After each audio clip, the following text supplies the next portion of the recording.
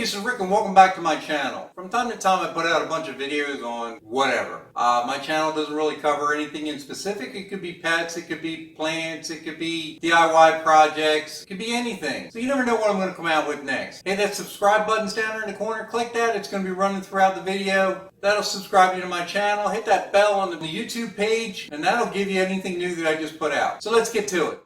Hey, it's Rick and welcome back to my channel. This is going to be a review on the Farberware Single Flip Waffle maker. I bought this at Walmart, but there will be other links at the bottom of my video on the description page. You can get it from Amazon or eBay. So I've been craving some waffles and I haven't really had any, and I thought I'd try to give this a shot. Looked like it had some pretty decent reviews online. Just going to show you around the box a little bit. Kind of the same on both sides with the UPC code. Then it says easy cleaning, non-stick cooking surface, dishwasher-safe drip tray, reduces mess by catching overflow, folding handle, saves space for easy storage, flip feature, evenly browns waffles, versatile use, great for making 1-inch deep pocket Belgian waffles, cinnamon rolls, omelets, sandwiches, and more. Has a 2-year limited warranty, so they look good. So I'm not going to bore you with the unboxing. Let me go ahead and unbox it and we'll come back. Okay, we're back. Here comes the manual that comes with it. It says model number FW45394. Has a customer assistance line. If you're running any issues, important safeguards, additional safeguards, the parts, power indicator light, ready indicator light, power cord, lower lid, upper lid, handle support, handle, a drip tray in case you over pour on your mixes when you put it in the griddle, upper waffle plate, and lower waffle plate. Operation before use. Remove all the materials, check packaging content, make sure it's complete and undamaged. Do not operate the appliance if it looks incomplete or appears damaged. Danger of suffocation from plastics for children. And the tray goes underneath to catch the drippings like we just talked about and plug it in. Danger of burns. It does get hot. Top surfaces and the griddle itself. Shows you how to bake waffles. Kind of all know that. Measure, pour in. Do not overfill the upper waffle plate as excess batter may leak out. I guess that's why they have the tray for you. They're dummy proofing it for you. Close the lid by the handle. Lock it by pushing it downwards into the handle support. Make sure the waffle plate cannot be opened. Rotate the handle and rotate clockwise to place the lower lid on top. The ready indicator light will turn off and then the unit starts baking waffles. The handle can be rotated 90 degrees for easy storing or rotating. During the cooking process, the ready light indicator will turn on and off several times to ensure a constant temperature. Waffles will take about 3 to 6 minutes depending on recipe or once no more steam is being emitted. Once done, rotate the handle to place the upper lid on top. Carefully lift the lid as previously described and remove the waffle using a plastic or wooden utensil. So they don't want you to use any metal because you probably can harm the surface of the waffle iron. The non-stick may flake off. Yep, there you are. Never use metal utensils. They will damage non-stick coating. After removing the waffles, indicator lights up. Again, repeat previous steps to bake more waffles. Once done, remove the plug from the wall outlet and let it cool down. And they give you some basic recipes. Basic waffles, basic blueberry waffles, whole wheat and Belgian waffles, and there's some cleaning and maintenance. And I've seen some videos online where people put a little bit of water in there and they start to cycle back over and they steam off the plates and then that cleans up real easy. So here it is. Not much to it. I used to have a real big, thick Belgian waffle maker before. It was a big, heavy, like stainless steel structure with like cast iron grates on it. And it got messy over time and then it started to lose its function. It wasn't heating properly. So we ended up just trashing that. But be honest with you, I always missed making waffles. So I thought I'd give this a try. And for, hey, 20 bucks, let's give it a shot, you know? So the handle does go straight or you can put it at an angle. Looks like just this way to the right, but not to the left. It's locked out. So that's for storage, or maybe even easier for people to turn it with their hands if your hands don't work right. Sometimes like mine, if you can't get them wrapped around, then it may be easier to just turn it sideways and go that way, or for storage to condense it in. Let's open it up.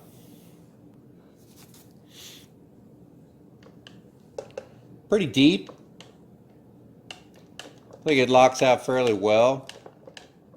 It's got a little play in it. Here's the drip tray. That slides underneath of here to catch all your drippings in case you overflow with your mix. Here's the power indicator light here. It looks to be blue, and the ready light looks to be green. They're both LED, and I imagine they'll light up once we plug them in. Has a little protector on the cord here. You're going to want to snip that off, obviously, or it won't slide into your outlet. Alright, so now hopefully you can see that there's a blue power light right there like we talked about. It's lighting up, and we'll just let it sit there for a while. Now my old one was an Oster, I believe, and it used to have a signal when it was ready. It sounded like a bird chirping. I don't believe this has any audible signals. We'll have to see. I'm letting the camera film this so we can kind of get an idea of what it does when it changes over into the ready mode. I'll edit it and piece it together so it'll be one piece footage, but this is taking a while. Probably been about 5 minutes now. That is heating up, so I'm sure that'll be really hot once it comes up to temperature. So don't do that. I don't recommend it. I was a welder by trade, so my hands are kind of pretty conditioned for hot surfaces. Okay, I heard the indicator come on. It just kind of made a sound, just like a little switch engaging. And now it says ready for use. See, you have the power indicator here and the ready indicator here. And I can feel a tremendous amount of heat coming off, so I wouldn't put my hand on there now. Definitely would burn you. So keep that in mind if you have kids. This has to be kept away from them when you're cooking. The plastic sides are okay, but that metal is going to get hot. The handle's not hot at all. And that's both surfaces are going to be extremely hot. You have an indicator on this side too. Just says ready. So one side will say ready, and the other side says power ready. Okay, upon heating this up, this does give off a little stench. There's probably some manufacturing processes, maybe some grease, maybe some plastic parts that have to heat up and off gas a little bit. So it is off gassing, and it does have a smell to it. So make sure you heat it up and let it go for a little bit, and then cool those grates off and wipe them down before you go ahead and put your batter that you're going to eat out of this. Okay, so this video doesn't get too long, and I'm sure you don't want like a cooking show. This is my batter. Everybody knows how to make their waffle mix, however they're going to make it, their batter. Mine actually happens to be a banana chocolate protein batter. If you want to know the ingredients or want me to make a video on that, let me know in the description page, and I'll look into maybe putting some different recipes together. We'll see how it turns out. So we got the power light on. We're starting to come up to temperature.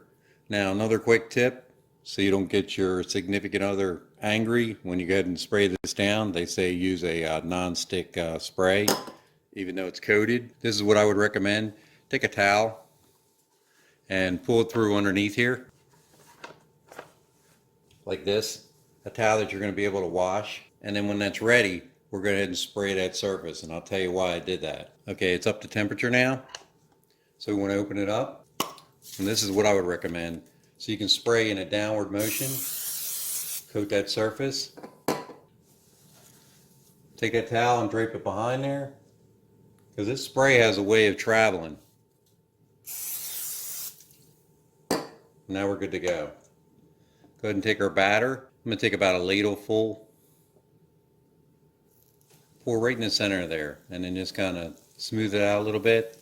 I've used these before, so I'm not going to go much more than that. Go ahead and put it like that, and we'll turn it over.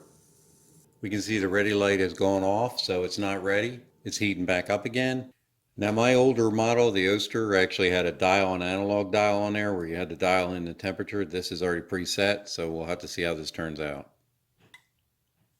The light just went on, says it's ready. Flip it back around again, open it up. Now we can tell that I didn't use enough batter, but look at that, nice and golden and brown. That's pretty darn good. Looks like there's plenty of grease in there. I'm not going to spray it again. Use a little bit more in the ladle this time.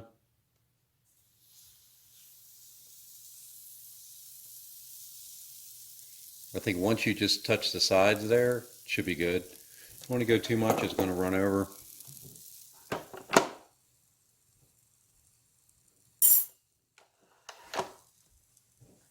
Start it over. Okay, so it looks like it's going to be about anywhere from 4 to 5 minutes per waffle. There goes the ready light. And there we are. A little bigger than the last one.